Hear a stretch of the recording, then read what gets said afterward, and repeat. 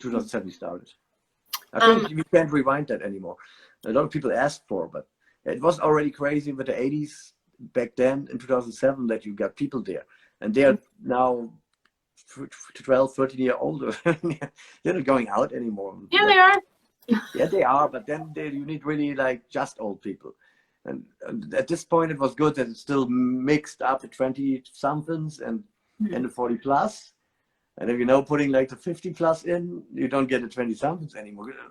So also the people who are interested in are at least 35+ now. They were 20-something at this time. So that I think it's with this kind of, it's tough to rewind that. And I know other people did. Chris Reed from London did. He was calling it classic material. And there was like people in Vienna, they called it 20 years of hip hop. So which means they all started with 1990. Nobody started with 79 like we did. So at least you had a little up on them. Can you name 3 cities that are always on top of your list when you go on a tour? That's tough. That's really tough because I don't really plan tours in this case. Only the Asian thing is different because you are that far away. Right. But usually, I rather would say which cities I like to go to, and not just necessarily for spinning, just because it's nice cities. I really like Paris. It's a really nice city.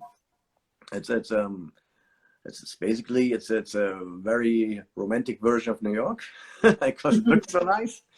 It's crazy in Paris. You can just put your hand up in the air and shot a photo without watching, and you have a nice photo. It's like everything is like the scenery is just made for that, just to hold on.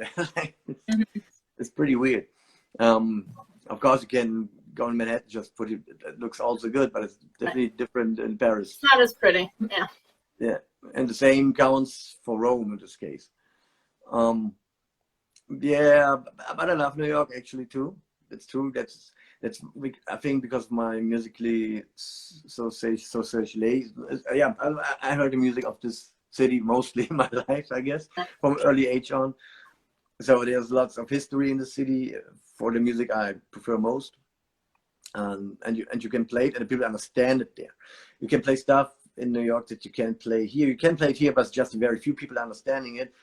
If you play it in New York, people understand it right away because somehow you get a vibe of the city, or like it was played enough that even younger ones understanding it. It's pretty crazy that it's just one city, but it's a very unique city that pioneered a lot of things that became bigger things in the world later. First city. Okay, then let's go to some crazy one, Bombay. Because that's a weird city. It's got about 40 million people in there, I think. That's all packed, and it's like hot and hotter. And it's full packed. I think there's just 3-4 hours where it's not packed at night. And then there's like this. That's like they're just in the beginning still. I mean, they're now a little bit further. When I went there in 2012 the first time, so now they're further, of course. But it's still in a beginning stage, kind of. So what we did first when we arrived there, we played for expats and rich Indians, basically. And if you go into a real club in India, it's more like really Bollywood music, the dancing, the Bollywood songs in the club. Right. Like the whole club dancing is like you see it in the movie. So that's 2 different, angles, but they have huge festivals there now and all that kind of, so lots of sponsoring. So they try to keep up now with the West. But in a more like way more cultural way, like let's say China would allow it, their people. Right. So that's more interesting in this case. It's still Asia's still a very, very unique culture, very unique city, very unique people. But still you can do your thing there because they're accepting it that you're on this way unique. And then you come together. It's like a really, really friendly folks over there. So that's, yeah. How has the pandemic affected your busy tour schedule? No busy anymore. I mean, no traveling at least. But I mean, the pandemic here started earlier than in the US, for example. Right. Not only because of Italy, but also, 6 weeks later, we were also on a shutdown, everything. So, but at the same point, it's opening now a bit. not completely, of course. The clubs closed, and people playing in beer gardens, and then the bars is just outside. Inside it's too, but just very few people allowed inside. Mm-hmm. Stuff like that. So there's still not much to do because economically you can't pay a DJ for if you have 10 people in your bar. That's just allowed, for example. But I got 2 international bookings. Oh, nice. Actually, right now on the 1st of August, I'm going to Copenhagen with Jim Dandu for a small, like 30, 45 minute set, and then interview about Berlin hip hop history in front of 100 kids. It's some government funded project. Mm-hmm. And then mid of August, I'm going to Bucharest, Romania, Mm-hmm. for a street food internal festival, like on the river. There's also the workers doing their street food for their own. Yeah, Nice. that's at least two gigs where I really have to. The one we will do with the car, Copenhagen, because we go 4 people and have more fun. And Mm-hmm. but Bucharest I will fly the first time again then. So this will be interesting with flying, yeah, because yeah, it's different now. Yeah, it's a little nervous. Everything changed. Mm-hmm. Everything changed. It's like, I don't know. And the problem is really that it's not that there will come more changes. Right. Not because it's getting worse, but it will change afterwards. Mm-hmm. Now you still can get really cheap flights. If I want to book, let's say if I want to now going in October to LA, I pay just 400 euros. Mm-hmm. I don't come into the States now. I could. That's a long flight too. That's crazy, but this will change when everything's open and halfway back to normal. I think then they have to recoup, and then everything gets way more expensive. So this will change a lot in international business, because a lot of Americans are used to tour Europe, and they We're not even allowed in Europe. No, they can't do this anymore then, because it's too costly. So nobody will pay that anymore, even if you have anyways halfway on your way to bankruptcy of your club, and then you don't pay the big wages anymore. So even resident advisor, they already, I saw articles, and then we talking with my club guys over months now. It's like it will change, that it become worldwide a very local thing for a while. That's another DJ spoke to. It's a good chance for people like they're doing their own. Usually you do a lot of nice concepts, parties, and people still want to have the big name from somewhere. It can also be like from your own country, but it must be usually mostly big names that gets the people in. Right. Or bigger names. And if it's too expensive to do this, but you can still open up with less money, and then your local guys who are playing, let's say, for the same money like they did before, but still people want to do party and they go out. So that's a good chance for the locals to get back in the picture. And that the people understand that the locals are good too. Have their own. Yeah, they'll appreciate it more. To stay there. But not just only like the warm-ups or like whatever, like parties that are just half full and stuff like that. Right. So that's a good chance, I think. There's also positivity in that. It's not only bad. I didn't even think about that, but that is true. Are you a fan of the live streaming craze that kind of came out of this whole thing? Yeah, I mean, I have to say we hadn't that crazy lockdown like most other countries. We could move around. It was just the distancing, of course, and now the mask inside of stores and a supermarket and then train and bus and stuff. But even there even wasn't that hard with the cups to control it. So I'm wondering that our numbers are that's crazy down still. It's like I'm really wondering sometimes why, especially the deaths is so less. It's kind of weird. Nobody understands really. But yeah, but still you couldn't do anything big outside. It was not warm at this point.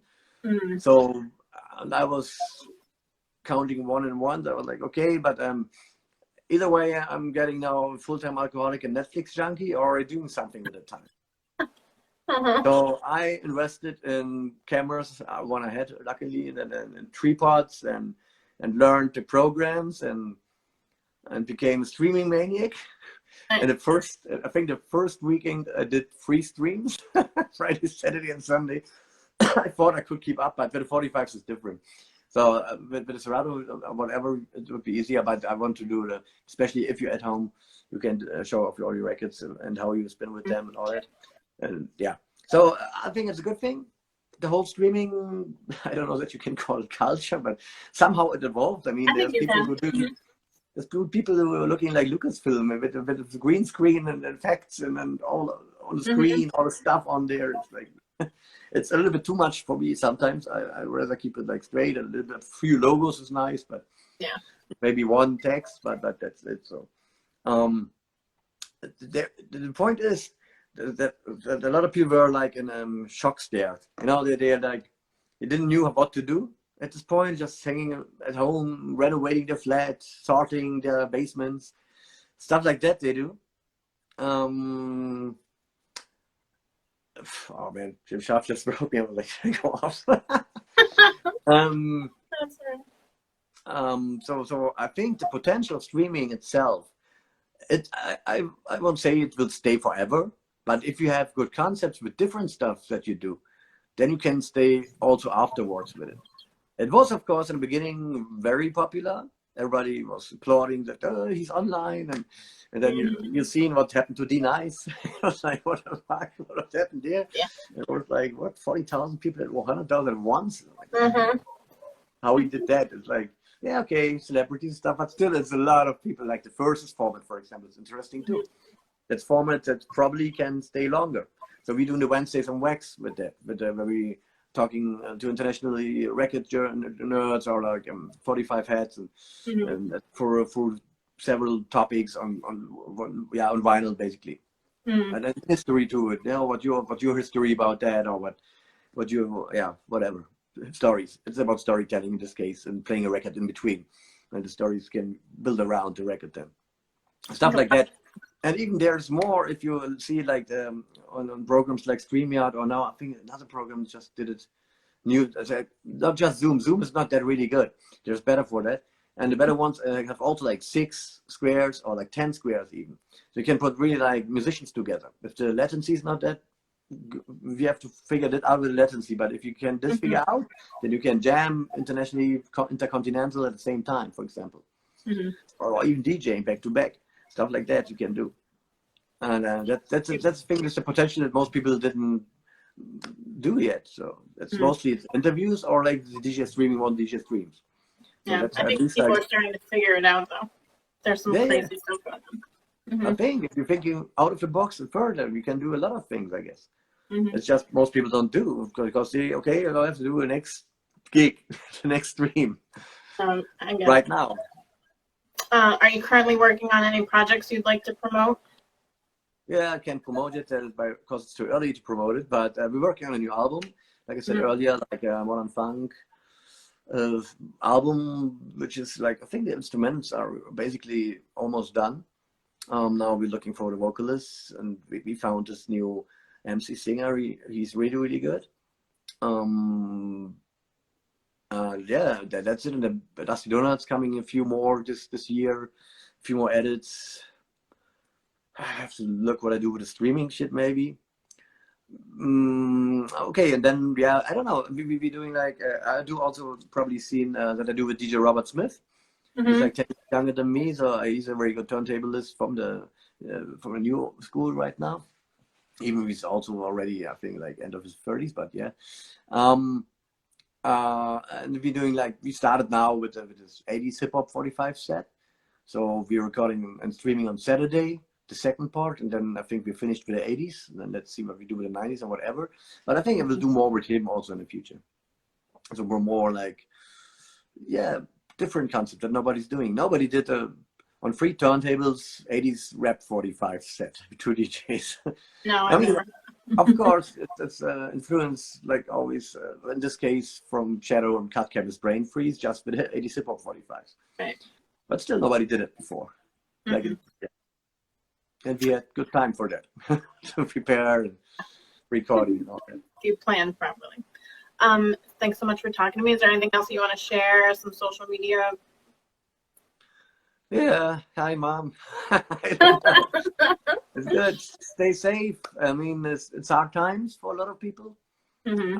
I also don't know that I will really can go back to how I used to function like as DJ work-wise before, No, I because don't a think lot of anyone things can. changing.